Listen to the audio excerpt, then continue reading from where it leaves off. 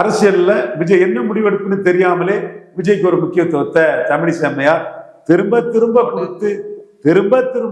கொடுத்து நயினாரும் கொடுத்தாரு. கொஞ்சம் தமிழிசை அம்மையார் தான் திரும்ப கொடுத்தாங்க. அப்போ அந்த இடத்துல ரெட்டால நிற்காது. அப்போ எடப்பாடிக்கு அதிமுக ஓட்டு வரணும். ரெட்டால நிற்காத இடத்துல அதிமுக காரன் என்ன நினைப்பான்? பிஜேபி கூட நம்ம தான் சண்டை போட்டோம். 2024 சண்டை போட்டோம். 26 இப்ப தான் சேர்ந்திருக்கோம். என்னத்துக்கு பிஜேபியும் நம்மளும் தோத்த பிறகு மீண்டும் தோல்விக்கான பழிய ஒருத்தர் மேல ஒருத்தர் போட்டுட்டு இருக்கிறதோட நம்ம இங்க செல்லும் போல எம்ஜிஆர் போல காப்பாத்ததுக்கு விஜய் கேண்டிடேட்டுக்கு போட்டுருவோம். அப்படிதானே 2006 எம்ஜிஆர் போல காப்பாத்துறதுக்கு விசிகாவுக்கு ஓட்டு போடாம 10% 12% எல்லாம் ஆவரேஜ் 8 விட தாண்டி 20, 19 இவ்வளவு தொகுதியிலையும் கேப்டன் விஜயகாந்துக்கு கேண்டிடேட் எடுத்திருக்கிறாங்க.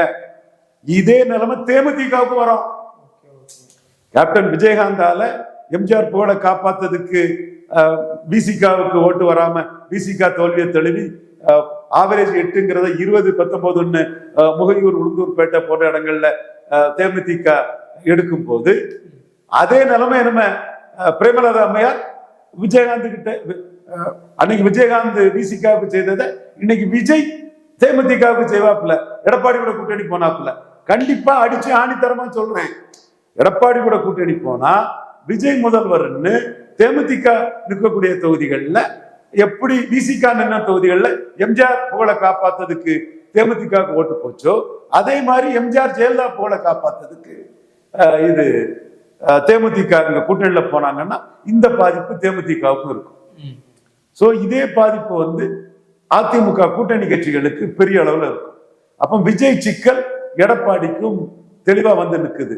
நீங்க பண்ண தவறு. பெரிய கட்சி கூட்டணிக்கு வருது. எது பெரிய கட்சியா? எங்கேயா ஓட்ட நிரூபிச்சிருக்காரு? ஓட்ட நிரூபிக்காத கட்சியா பெரிய கட்சின்னு சொன்னா யார் மேல உள்ள வன்மத்துல சொன்னீங்க? யார் மேல உள்ள கெட்ட புத்தியில சொன்னீங்க? அதுக்கு இப்ப அனுபவிங்க. அந்த வன்மம் கெட்ட புத்திக்கு அனுபவிங்க. உங்களை கூட்டணிக்கு வருமானம் பார்ப்போம். வர்றவனுக்கு எம்ஜிஆர் ஜெயலலிதா ஓட்டு எப்படி டிரான்ஸ்பர் ஆகும்னு பார்ப்போம்.